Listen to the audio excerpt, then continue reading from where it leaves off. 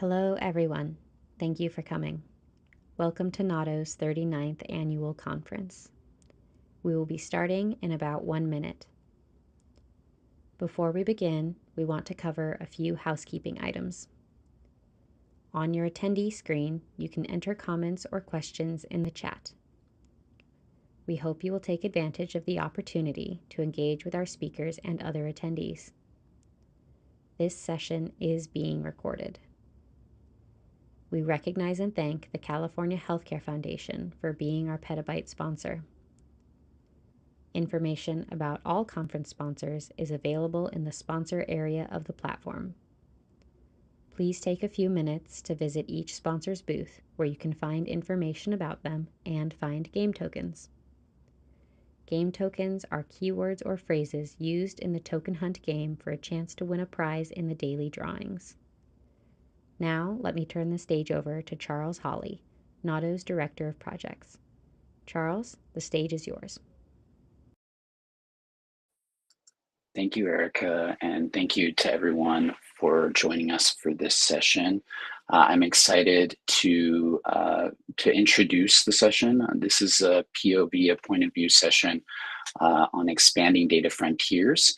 This session was organized by Jen Toms with On Point Health Data and is being moderated by Monique Cody also with On Point.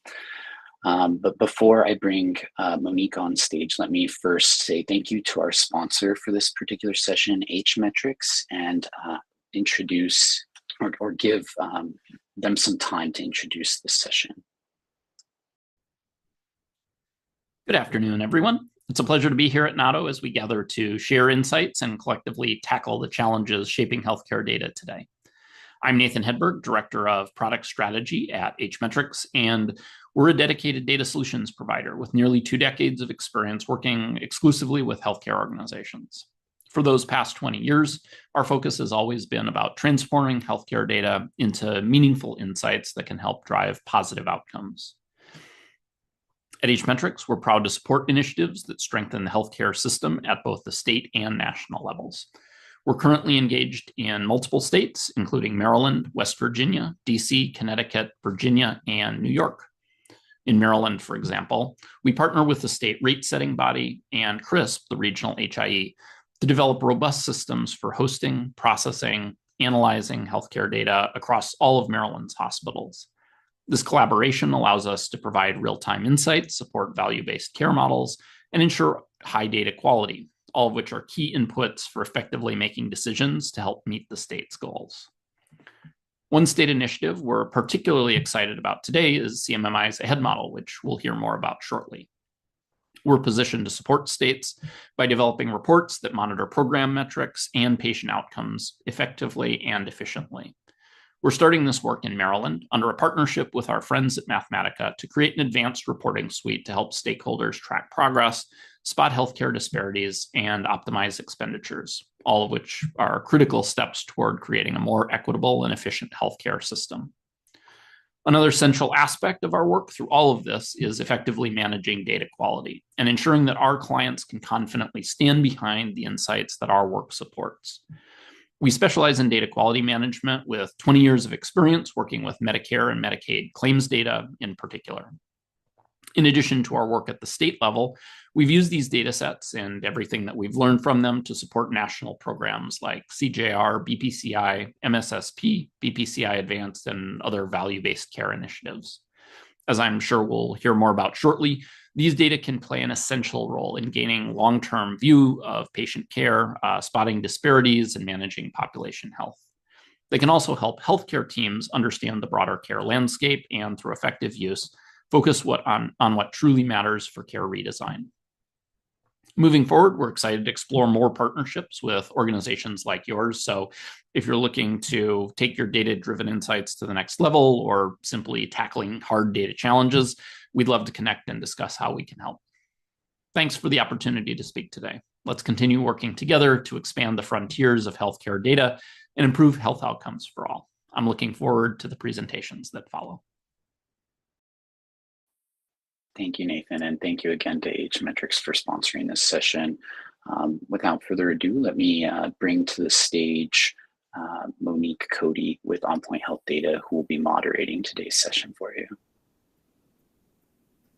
Hi, Charles. Thank you so much. It's a pleasure to be here with you all today. Great.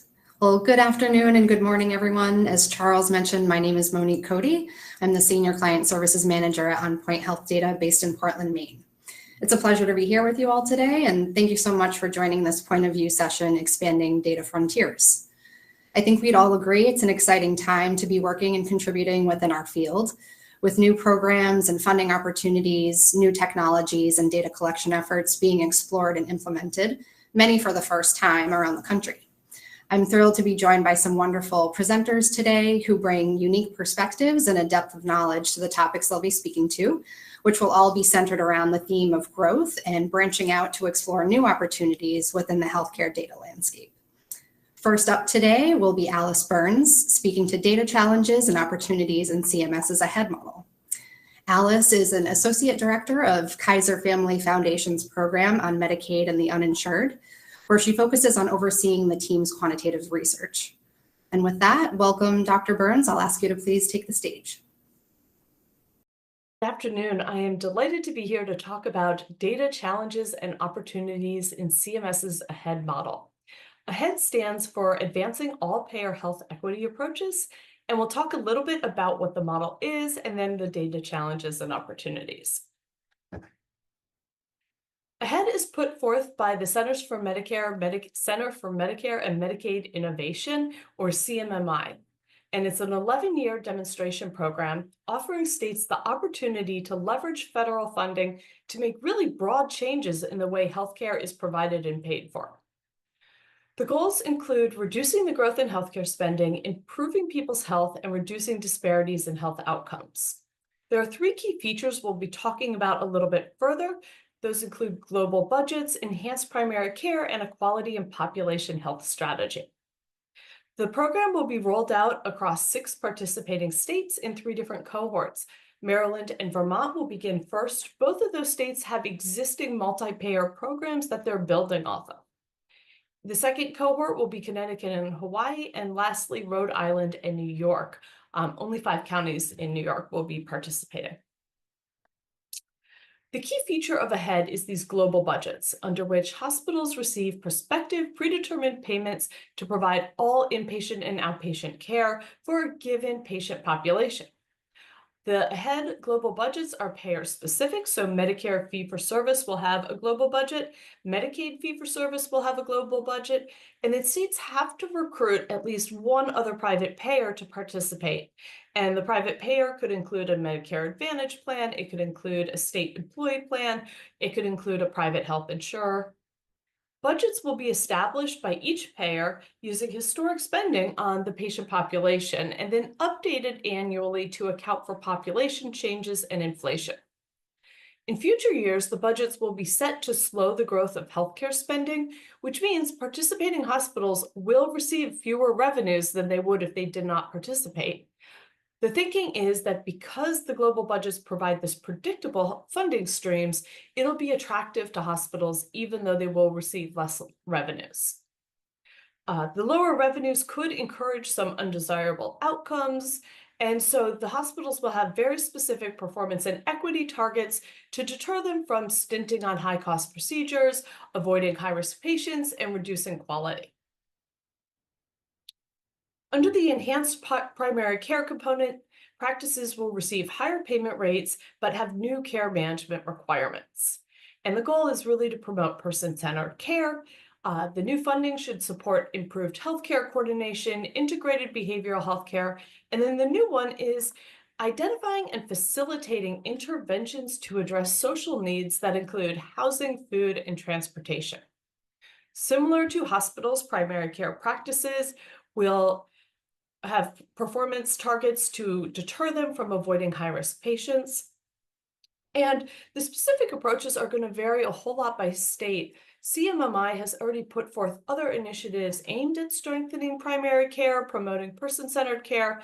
And so the thinking is that the AHEAD program will take what's already being done and build on that. The quality and population health strategy is to tie all of this together and help make sure that we can achieve all of the different goals. The AHEAD goals may in some cases be in conflict, reducing healthcare spending, but then also improving population health, increasing health equity, providing higher quality of care. Doing all of that at a lower cost is really hard. And so the thinking is, can we leverage data to make this possible? And the quality and population health strategy has two key components.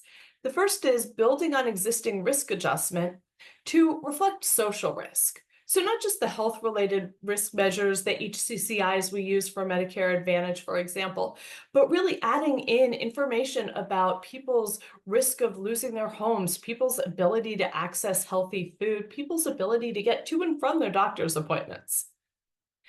The second element is the state-specific and provider-specific health and equity measures. And like anything, the measures will be evaluated overall. We'll see how the state's doing, how the providers are doing, but then the measures will be evaluated for specific subpopulations.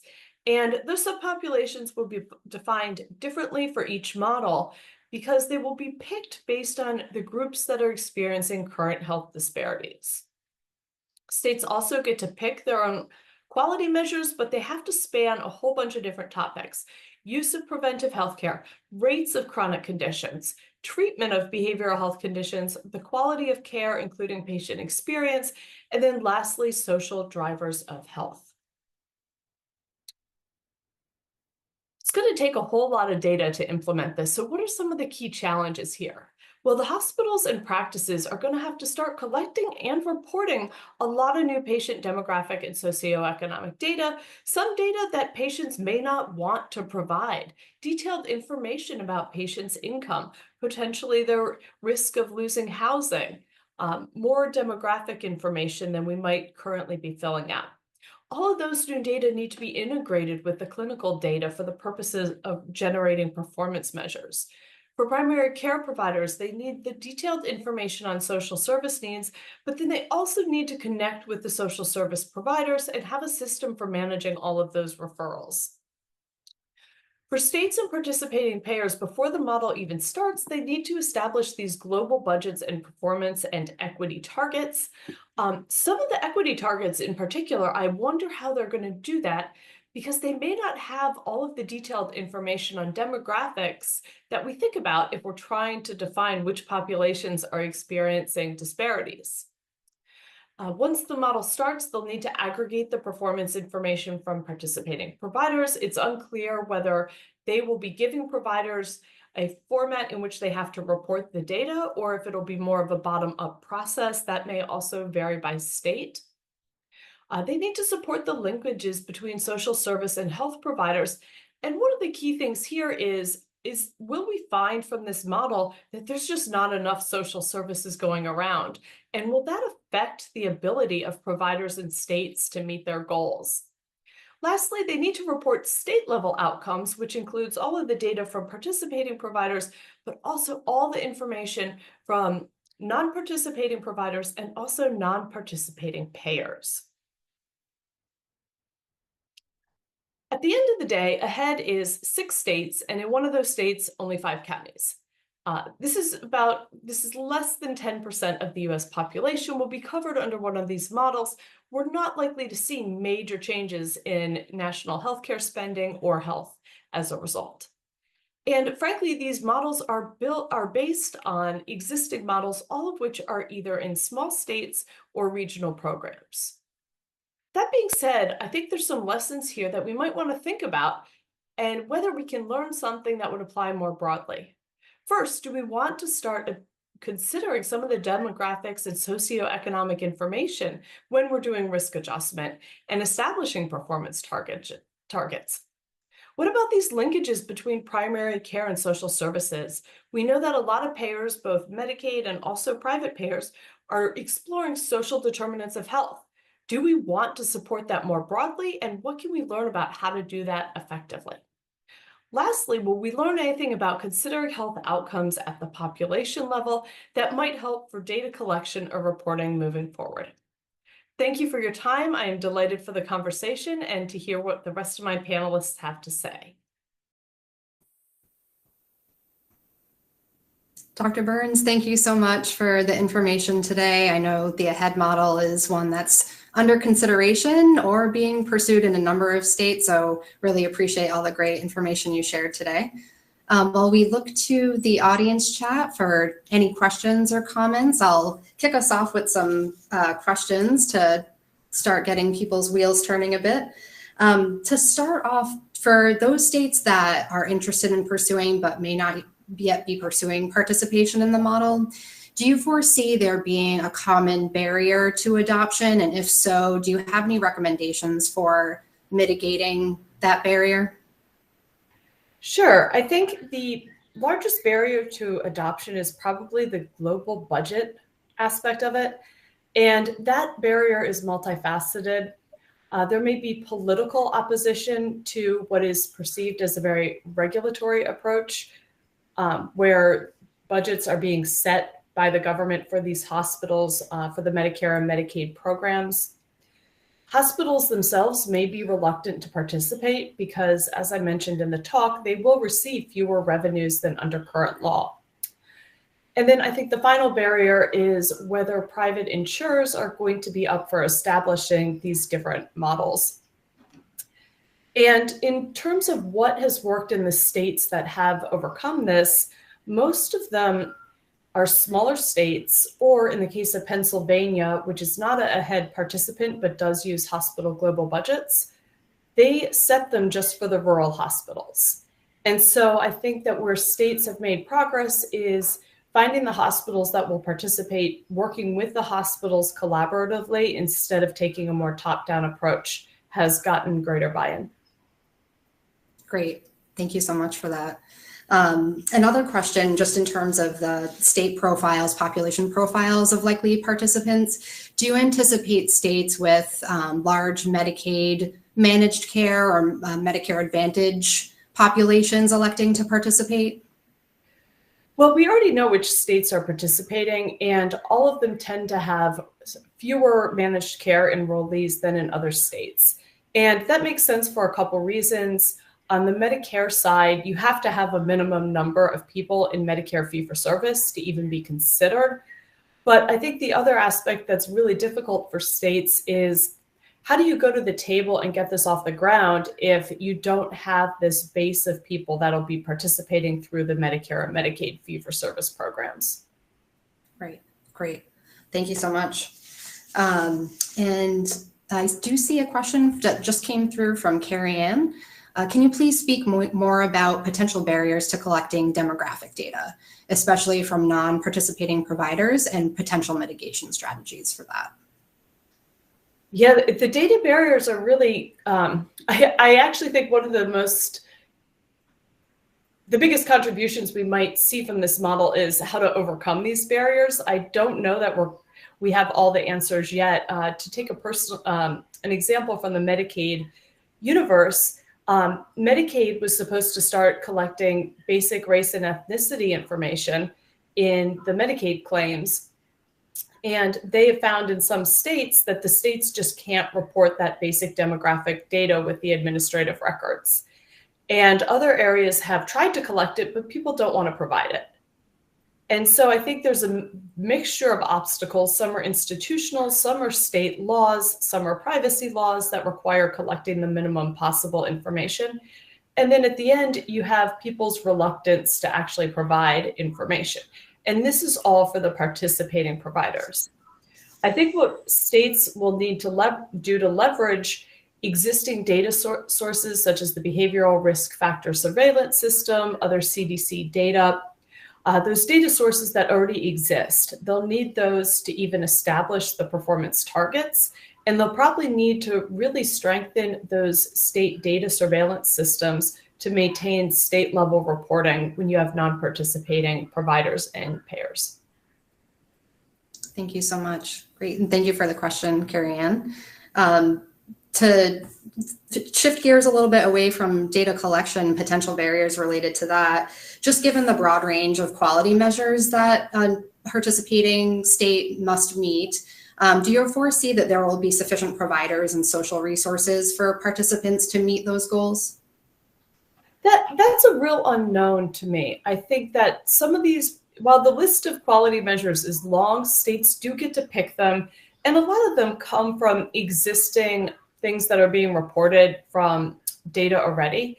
I think a big unknown is this connection between the social determinants of health and whether that'll be a data challenge or whether there just won't be enough providers available. And we'll now have data on where those gaps are.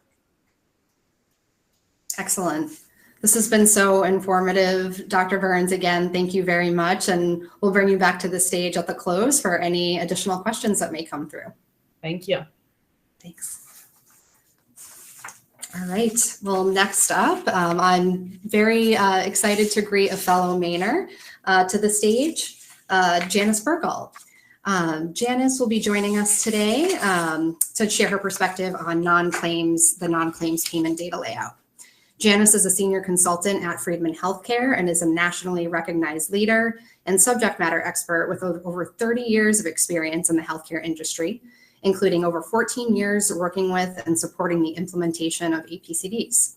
She brings her years of billing and claims adjudication experience to support healthcare data collection efforts and research initiatives. Janice, thank you so much and welcome to the stage. Good afternoon. I'm Janice Bourgault, a senior consultant from Freedman Healthcare and chair of the APCD Common Data Layout Committee. My experience includes over 14 years working with and supporting APCDs, specializing in data submission guidelines and technical specifications. I was asked to provide my experience in supporting the development of the NCP data layout today. But first, a little bit about Freedman Healthcare. Freedman Healthcare is a focused consulting firm established in 2005. Our mission is to improve healthcare access, affordability, equity, and quality by empowering our clients, who are mostly states, with actionable data. We've worked in more than 30 states, partnering with them to put health data to work to solve complex problems, including supporting state initiatives to collect non-claims payment data.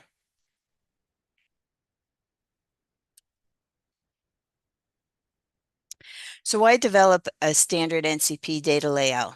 First, as you all know, non-claims payment data is not reported in APCD claim files.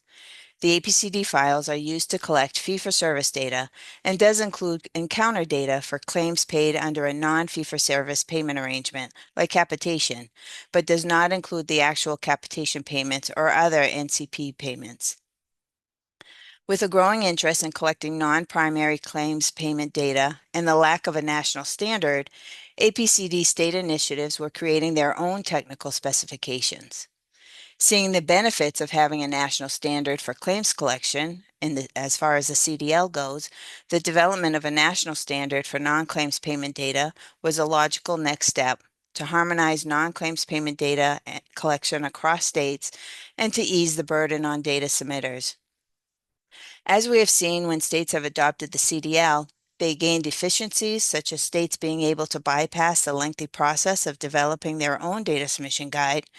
And once states started adopting the CDL, subsequent states benefited from both submitters and vendors having systems in place to generate and accept and support these layouts. So in getting started with the NCP layout, we had some initial brainstorming sessions. A few of the goals that came out of these sessions include the fact that it was important to keep the layout simple as the initial version, keeping it simple while gathering the most helpful information. As a result, the work group decided on the following 3 files to start with. An annual payment file, which captures total dollars paid to providers under the various payment arrangements. Pharmacy rebates file, which captures the dollars received in pharmacy rebates, and a capitation file, which captures the capitation payments at a member level made to providers for members on their patient panel. Also wanted to build some flexibility into the layout. Flexibility for ease in incorporating future improvements, such as including contract information in the annual file, since there was interest in collecting a separate contract file in the future. And we also wanted to build in some flexibility to encourage state adoption, which we will cover in a few minutes. We also wanted to make sure that this format supported electronic submissions. Many states currently collecting this data are doing so in an Excel workbook. The NCP layout is meant to be reported electronically so that these files can follow similar submission process as the claims data and take advantage of the automated validations and file processing. We also want to make sure that the NCP layout integrated with the APCD CDL. We followed the framework already set up by the APCD CDL, and where applicable, use the same definitions for similar data elements. For example, we added the same member data elements in the capitation file so that researchers can link the encounter claims for members in the APCD to the corresponding capitation costs in the NCP layout. The work group also took advantage of work that had already been done by others.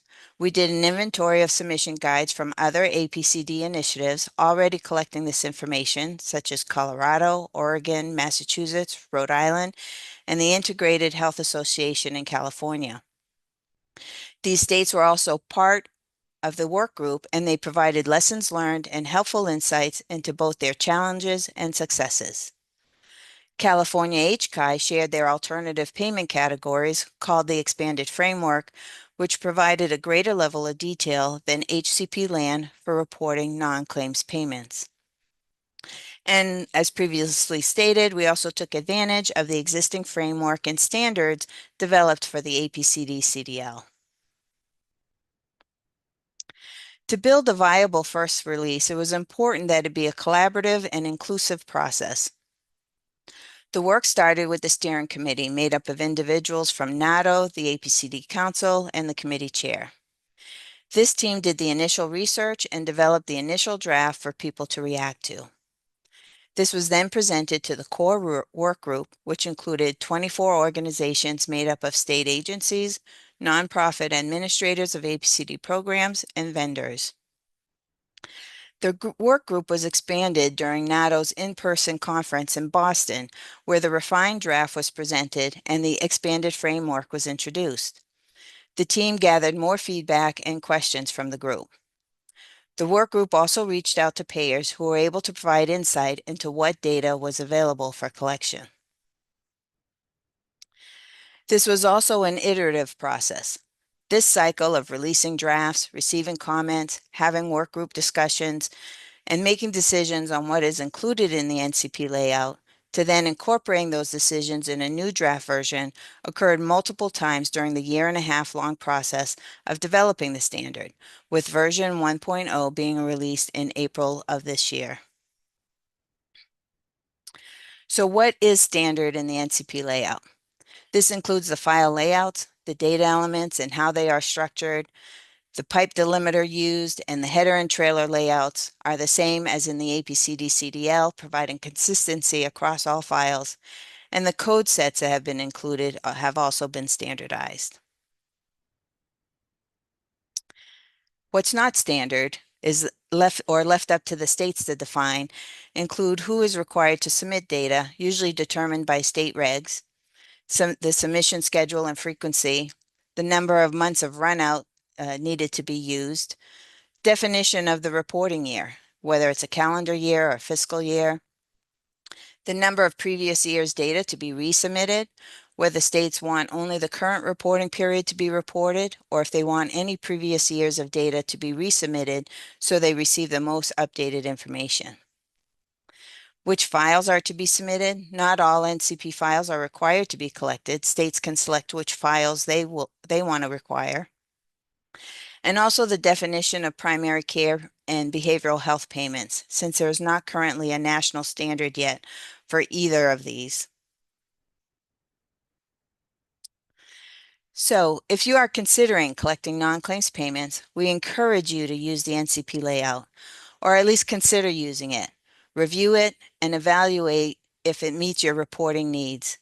If it does not, the committee would love to hear from you so we can continue to improve and build upon the standard. If you are already collecting non-claims payments and have developed your own data submission guide, we'd love for you to also review the NCP layout and see if you are able to transition to using it.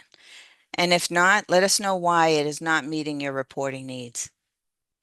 You may also be able to adopt just one file, for example, the capitation file, if you are not currently collecting this data at this level of detail.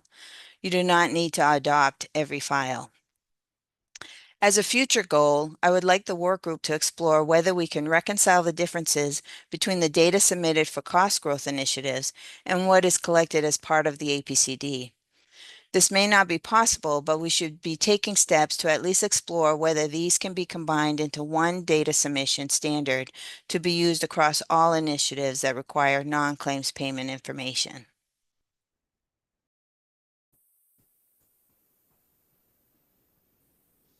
Janice, thank you so much. It's great to be here with you and appreciate all the information you shared today. Looking to the chat, we'll open it up and welcome any questions that the audience has. But to get us started, I know you've shared, thank you so much. You shared some great feedback just in terms of goals and what states should stay focused on as they pursue NCP implementation. But maybe from like an internal operations standpoint for states interested, what would you say is one of the most important planning aspects or considerations that they should factor into their planning process as they evaluate whether they want to pursue the NCP layout? Yes, thank you. So to me, one of the most important things that a state should consider if interested in implementing the NCP layout, or even just doing non-claims payment data collection at all, is to understand why you're interested in collecting this data. What are your use cases? What questions need answering? What insights or information is needed for decision or policy making? Responses to these questions will help guide what data is needed to be collected for analysis and research. And what's nice about the NCP layout is the committee already heard from multiple states regarding their use cases, and these were taken into account in the development of this layout. So we think implementing the NCP layout will provide a state with a good start to collecting non-claims payment data for research and analysis. But again, very important to consider what your use cases are. Thank you so much. That makes a lot of sense. And when it comes to that best practice sharing across states that do pursue NCP collection, are you aware of, or do you know of any plans for feedback channels to be established across those states, whether it's through NADO, or are you aware of forums that states can either look to collaborate currently or in the future around the NCP layout? Good question. Every 2 years, the APCD CDL Maintenance and Change Committee comes together to evaluate requested revisions and additions to the CDL, and they determine and vote on which of those will be included in the next version of the CDL. And so right now, the committee is currently in the middle of this process for the release of CDL 4.0. Early next year. And as part of this year's practice, there is a request to incorporate version 1 of the NCP layout that was released earlier this year with the CDL. And this has not been voted on yet, but is scheduled to be voted on in an upcoming committee meeting. So we should know by the end of the year. But what this means as far as the NCP layout's incorporation into the CDL, it will then follow the APCD CDL process as far as gathering feedback, being part of, all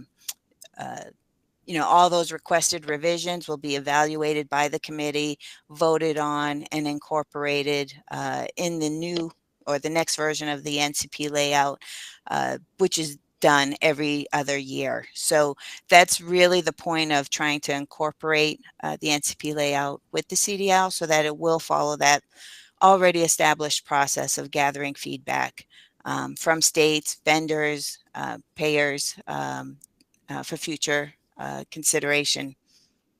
That's great to hear. Seems like there's been a lot of thought and planning to streamline the two processes and feedback loops, which is great. Wanted to just spinning off of that a little bit and taking a bit of a different perspective. Have you received any, or have you gotten wind of any initial feedback from the payers, the plans themselves that will be asked to send this data? Is the reaction to what's being included in the layout a positive one in terms of data availability and willingness to contribute to NCP collection? Any initial rumblings from the payers themselves? In going through this process, as I mentioned in the presentation, 10 carriers were interviewed, and part of this process, they reviewed the layout, and their feedback was taken as to, what data is available and could be submitted.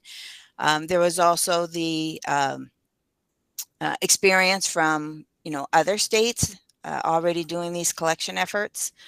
And their experience with the payers and the data that has been able to be submitted. One thing we did hear was payers' concern that this will make it a requirement for this data to be submitted. And again, that is a state-by-state decision that they need to make. And when they're ready to collect non-claims payments, this provides a standard way for submitters to send this data. And so we're hoping it will ease the burden for submitters. Excellent. Great. Well, I don't see any additional questions coming through the chat at this time, so I think we'll transition over to our final presenter. Thank you again, Janice. We'll speak with you at the end. All right, and for our final presentation today, I'm pleased to welcome Nathan Shippee, who will be speaking to methodological infrastructures supporting CMS and other health data. Nathan Shippee, the Associate Professor, University of Minnesota School of Public Health, is a sociologist and healthcare delivery researcher focused on the complex needs surrounding chronic disease, behavioral health, and underserved populations. Welcome, Dr. Shippee, and over to you to take the stage. It's Nathan Shippee, and today I want to talk about methodological infrastructure and supports for data use. First of all, I want to note some roles that I have and their relevance for today. The primary one is as PI and Director of the Research Data Assistance Center, or ResDAC. This is a CMS contractor. We assist researchers in obtaining and using and understanding CMS data, including Medicare and Medicaid, and things like assessment data for nursing homes. However, I do want to also note another role, and that is as co-director of the Research Education Corps for the Minnesota Learning Health Systems training program. And the reason I want to do that is that even in that kind of workforce training role, in that research workforce training role, my conclusions from that, my experience with that, support similar takeaways. So for today, I just want to try to keep in mind that for all of us, I think our main goal is that we've got useful data and that they are used. So to begin with, we think about how we can build and improve data resources so that people can use them and in turn help systems to learn and improve. And doing that in turn requires building and maintaining, I think, several supportive infrastructures. There are a few of those types of infrastructure. I'm just going to list them and really highlight the third one. The first one being the practical, and by that I mean the policy delivery and payment systems that we have in place, which are really integrally connected to the data. They drive data patterns and are also informed by how we use the data. Second of all, we do have those empirical or data infrastructure pieces themselves.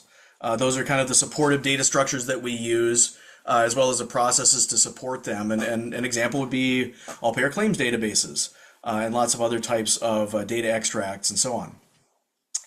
But my focus for today is really on the third, which is the methodological or data use. And by that, I mean training and workforce development, dissemination and development of resources. And the idea there is to inform better knowledge and practice in data use. So to give an example of all the things we do in ResDAC, we have several different teams, and I have lots of meetings every week. Those include assistants. Those are our technical and executive advisors that relate to data requests and questions. We have website, analysis, data entry, workshops and outreach, and then of course we've got leadership and administrative and so on. A lot of different tasks. We've got several, more than 24 FTEs. We're a fairly sizable operation, but we kind of need to be in order to serve all the functions that we need to. And among those functions, I want to kind of categorize them into three. The first one being, I see methodological infrastructure as kind of serving as interactive data encyclopedias. And by this, I mean I want to jump away or jump beyond the idea of just a simple data documentation, data dictionary that often is just kind of a file that sits inert until you look it up. Instead, we can kind of think about all of the different ways that we inform data use. And that could be training the workforce, providing resources on file structure and contents, lots of different things. Just to give some examples of how we do this. One, we try to inform how policy impacts data. And a prime example of that are non-paid or denied claims. Those are a perennial curiosity in all of our workshops and everything. And a lot of people really, they've got a lot of questions. So this was just one look that we did in 2019 Medicare data to kind of show the percent of claims, because that's often one of the first things that people ask is what's the scope of non-paid or non-covered institutional claims. And I would note that there are also, of course, non-institutional claims. I'm not going to get into that right now, but this is not all possible claim files. Another example, though, now in Medicaid, for anybody who's a Medicaid user, you know this, but the Medicaid data file system and submission system changed from about 2014 into 2016. From the older Medicaid Analytic Extract or MAX files to what are now the TMSIS analytic files, or TAF. So anybody who's using TAF now, if somebody says TAF, that's Medicaid. But it used to be if you said MAX, it was Medicaid. And in between, we actually had several years where, depending on the state, the file system was different. And so it's our job to help among our jobs, to help researchers navigate not only when is a file system being used for a particular state, but also what does that mean for data harmonization and data use and those kinds of things. That's not a simple process. It's not something you can find in a simple file on that would be conventional data documentation. A second function to highlight is the kind of methodological work that we do to train and help users, as well as inform common practices. And the first example that I would bring here is, it goes back to actually our first principal investigator of ResDAC, Marshall McBean, who was working with a team in the 90s on identifying chronic conditions in Medicare data. And they looked across a number of different combinations of the number of claims, the type of files that you'd find those claims in, as well as how many years you had, and then kind of looking across the combinations of those things, and kind of came to what they considered to be the one or two best algorithms. Those over time have become fairly accepted practice. Now that's important considering the fact that actually if you're trying to identify these conditions, there's no simple flag, and each rule is a trade-off, so this kind of work takes time. Here's an example of probably the primary one that they found in terms of a combination of number of claims per inpatient, skilled nursing, home health, outpatient, and so on, as well as the number of years and then their relative sensitivity and specificity and so on. Now, how do we know that this has become common practice? Well, if you go to the Chronic Conditions Data Warehouse, which is what supplies the condition flags for the Medicare denominator file, or the MBSF, they use algorithms that are very, very similar to those developed and worked on by Marshall's team back in the 90s. Especially if you look at the far right column here, you can see how that starts to line up. But another example would be disenrollment. There's a lot of methodological work needed here because usually disenrollment is treated as a background issue. It's something that we need to clean for our main analysis. And so the common way is that we drop those people who don't have continuous enrollment, which if you think about it results in kind of a complete case analysis. Now that means that your remaining sample's clean, but it also may be biased, as well as the estimates or inference that you draw from that. So we started looking at disenrollment and looked at, okay, what happens if you apply 6 months of continuous enrollment requirement to stay in a sample? How many people do you lose? And it's up to a quarter. But that's not the same across states. So we already know that we're going to have a differential impact across states. And we also know that we'll have a differential impact across people. Just two examples here. We have not seen big differences by sex or gender or race and ethnicity, some of the things that you might expect, but we do see differences in eligibility categories, age, and immigration status. We tend to drop non-citizens at a much higher rate than citizens when we apply these types of criteria. We also drop young people, as well as, I'm not showing here, the Medicaid expansion population. So we've got those kinds of learnings and that kind of methodological development that can help everybody do their work better. But the last piece that I would just note that is an ongoing function that we always need to attend to is that our own systems, in other words, in the methodological infrastructures that exist, we have to maintain and improve our own systems as well in order to better serve user needs and improve our system functions and so on. And I'm just going to use one graph to kind of illustrate this. So we had a goal that CMS was very interested in, as well as us, in reducing our timelines. When I took over ResDAC a couple of years ago, we were over capacity. We were hitting some pretty long timelines to get research packets done, that is data request packets done. And so we've undergone many changes to the point where we have reduced by more than half our timelines for new requests. Those include things like new hirings, which we were able to do with additional funding. So it increased capacity, a new consultant to help with our technological capabilities, and then a lot of process improvements, including developing and using a dashboard, increased oversight, and reprioritization. All of this has been incredibly intentional, and we've spent a lot of time on it, but this is the kind of effort that it takes to improve systems. So in summary, I just want to note that these methodological infrastructures are out there. When we talk about the strengths and importance of the data, we cannot let resources like ResDAC or other places be forgotten in kind of the overall package of things that researchers need to be attended to. And I'll just note here and leave here the list of functions that I see them serving. Dr. Shippee, thank you so much. That was very informative, and we'll look to the chat for any new questions that come through. To get us started, that was quite astounding to see one of your final slides there around the timeline impacts of staffing up and investing in technology. What advice would you give to organizations that are interested in pursuing enhancing their data infrastructures that may not have the financial or resource capacity that others do? Yeah, I think that's a great question. So one thing that I should note is that all the resources and workshops and things like that ResDAC provide, as well as a lot of the other methodological infrastructure that's out there, are often free resources. So these are things that a lot of organizations they don't necessarily have to build up in-house in order to benefit from them. And so that's one big part of it. And to make it clear, I'm not saying that the data are free. I'm saying that the resources and the training and those kinds of things are free to researchers. And so that's not just us. I would also highlight a lot of other resources that we also turn to when we're trying to kind of build our trainings and so on. Kaiser Family Foundation is often like a policy data interaction resource that we'll look at. Another one that I think is a little newer, and especially if you're in Medicaid, is the Medicaid Data Learning Network, which has been supported by Academy Health and the Commonwealth Fund. That's another resource that I kind of turn people to if they're looking at some pretty in the weeds, more really specific nuts and bolts of using Medicaid data. The SEER registry for cancer is run by the National Cancer Institute.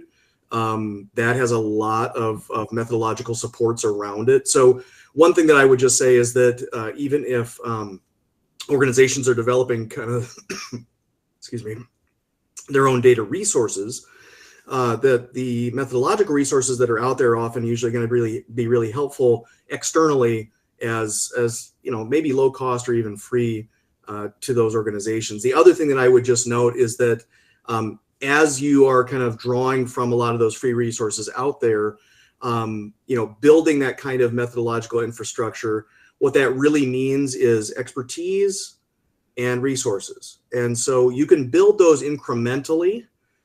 So I wouldn't necessarily say that every organization should have some kind of a huge methodological core that brings their expertise and that is just kind of developed whole cloth. But I think, determining what the organization's needs are, which is something that we did with our process improvement, we figured out where are the actual points for improvement. There are certain things that we knew we could not change. certain things that we knew we were going to be limited by capacity, those kinds of things. And so finding the kind of actionable pieces as well as where the needs are, I think is a really important first step, mapping out those needs. And then again, kind of building more incrementally as opposed to thinking, well, we're going to build our own giant methodological shop or something like that. Yeah. Great. Thank you so much. It's great to know there's so many resources out there at people's they can explore. On the one more note on the staffing front, you spoke to how there's several teams with varying tasks at play. What do you recommend for gaining efficiencies and connecting those teams, knowledge sharing across those teams? Are there any workflow or internal best practices that you've encountered in your work? Yes, that's a really good question. So I'm a sociologist, and I've learned how to run organizations better as I've kind of taken this over. If you keep in mind, being kind of a research faculty member, you don't always kind of start out thinking that that's your job. But I'm also a student of systems. And so the way that a couple of key things that I've determined are that redundancies are our friends. We tend to think we want to strip away all redundancies, and that's actually kind of stupid most of the time. It usually ends up biting you in the end. So I think redundancies actually are important. At least 2 people on any job is usually useful. In relation to that, early on, I saw turnover as my primary enemy. And I think that moving people around, losing people, those kinds of things does create a lot of turmoil in terms of kind of institutional memory and information sharing and information flows and knowing who's supposed to talk to whom and those kinds of things. I think as you go on along and develop a more robust system, whatever you're developing, turnover in particular becomes less risky for the system. So I would say that as you build a more robust system and a more resilient one through redundancies and other things, I think that the turnover piece becomes a little less important. I would say time management, and our contract is very organized around tasks. And so that helps us to kind of stay focused on what we're doing in any particular meeting or team as well. We're focused on scheduling these 4 workshops a year that we do. So that's our one main goal for this part of the meeting.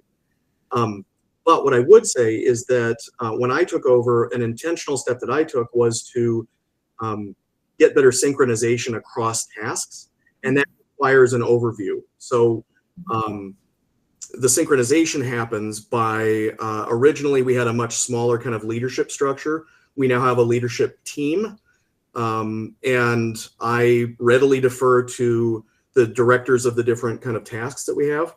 And I would say that the sharing in that leadership team helps us to kind of get a broader view on all the different tasks, so that, for instance, when we're getting a lot of assistance requests on a particular topic, and the Medicaid TAF files being one example, when the TAF were new, we had a lot of different questions on those. And so we were able to build that into our early Medicaid workshops design. And so without that kind of overarching structure and again, a healthier leadership, a more robust leadership structure, I don't think that would have happened. Wow, great. That's all great advice. Thank you very much.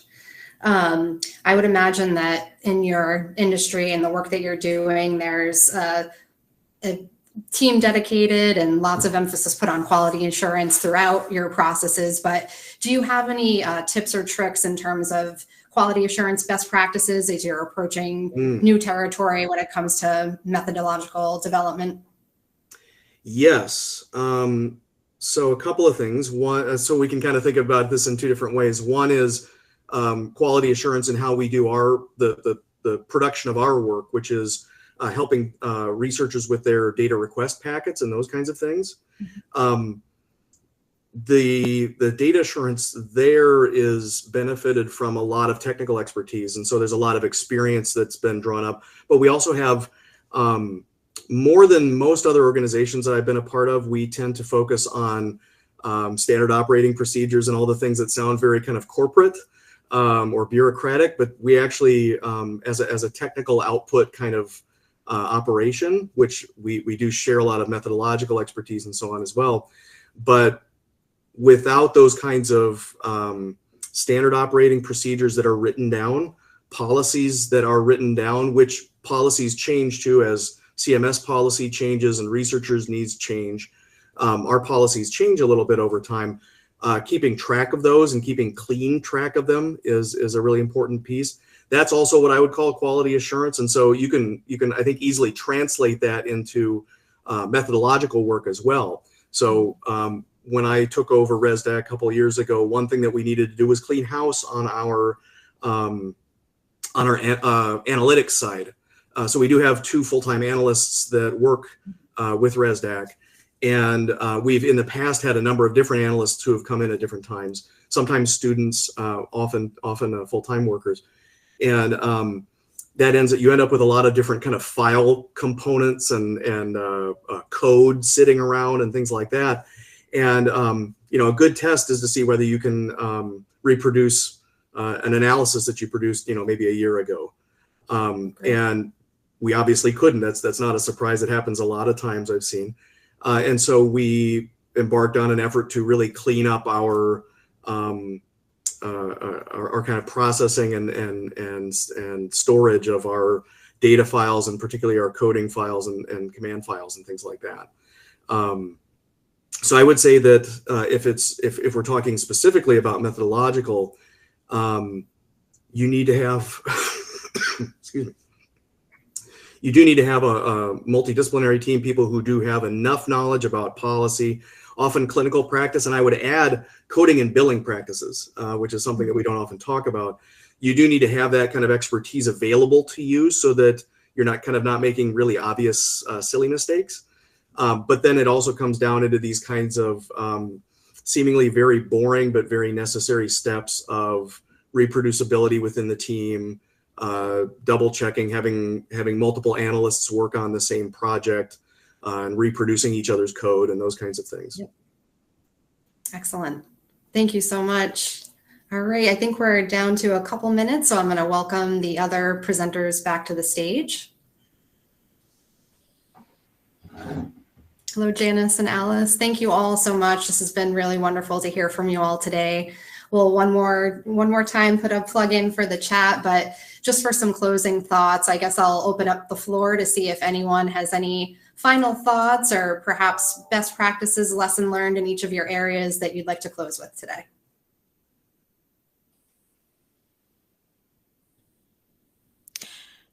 I can start. So states that are looking to collect non-claims payment data, as I mentioned, it would be terrific to consider the NCP layout, but I would also recommend speaking to other states who have started collecting non-claims payment data.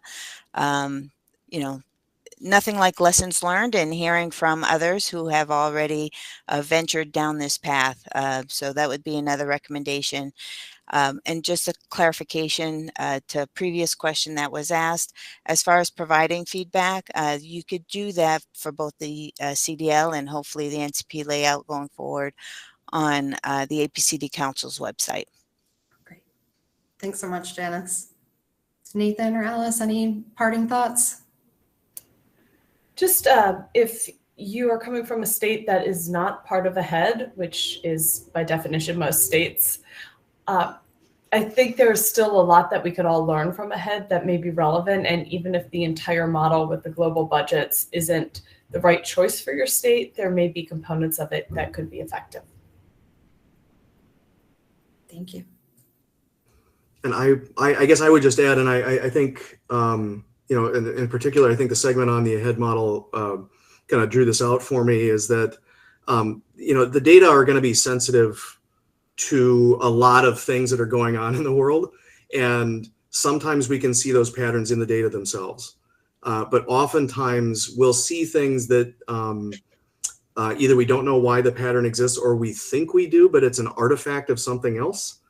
And so, Medicare Advantage penetration is a great example that affects all kinds of things, as well as Medicaid managed care as well, the degree of penetration in a particular state for that. Policy changes, coding system changes, all these other things. And so I think my just general takeaway would be that we need to keep in mind that while the data do represent real world processes, they're also sensitive to all kinds of real world contextual trends that are going on that again may not be readily evident. And so we just want to be careful not to necessarily immediately reify a pattern and say, oh, this is clearly, this represents this thing is going on. When a lot of times we want to make sure that we've got the team that can tell us that, well, we know it's not because of some coding system change or some policy change or a new presidential administration or whatever else happens to be happening. Great. Well, thank you all so much. Again, this has been a pleasure working with you all, and thank you to all of our attendees today. There will be some networking sessions up next, so we hope to see all of the attendees join that, and have a great day, everyone. Thank you.